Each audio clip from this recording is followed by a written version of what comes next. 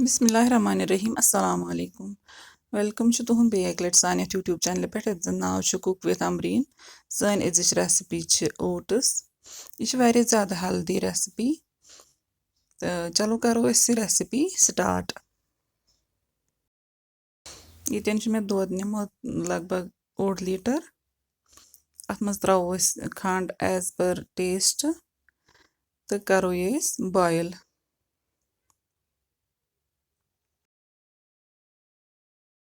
ये ग्रेकान यह दोद तो अत मज करो बड़ 2 चमचे ओट्स ऐड करो असल पे मिक्स वन अत मज करो फ्लेवर असल इन खतर इलायची पाउडर तो ऐड 1 चमच लगभग यह असल रेसिपी हेल्दी रेसिपी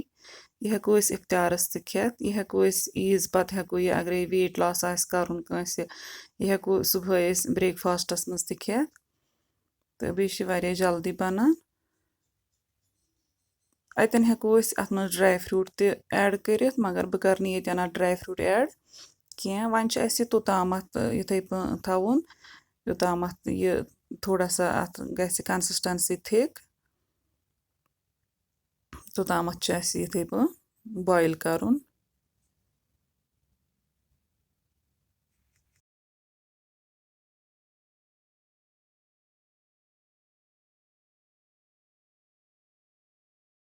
ये गई कंसिस्टेंसी थिक तो ये करो वो बटर चमचा ऐड बटर बिल्कुल ऑप्शनल तो मगर अम सत टेस्ट वारिया ज़्यादा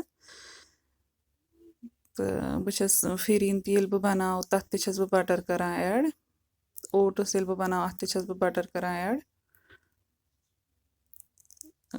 ये करो अत मज ऐड तो करो वन ये इंडक्शन फ्लेम बंद तो करो वन वेट योतामत यह ठंड गसी ये नु मे यह बाउल तो वन ओट्स गोमुत ठंड यह आमुत रूम टेम्परेचरस पे तो यह त्रो वन बाउलस मज वन करो अत मज नम ड्राई फ्रूट्स ऐड यम करे गड ऐड कह करो वन अत मज तो ये मे निमित खजर बे मे निमित काजू किशमिश बादाम तो बे निमुत पिस्ताचो पाउडर ड्राई फ्रूट अत मज ऐड कर पत थो ये फ्रिजस मज 10-20 मिनटन ताकि यह गसी पूर ठंड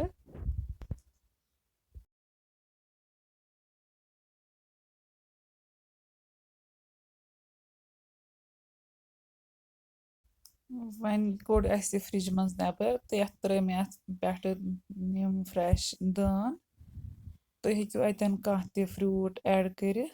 स्ट्रॉबेरी करान यूज या ग्रेप्स करान यूज तो मे कर दान यूज ये अम पत करो ये सर्व इफ्तारस तो अथ सन अजिच रेसिपी ये आन तह अगर सन अजिच रेसिपी पसंद आम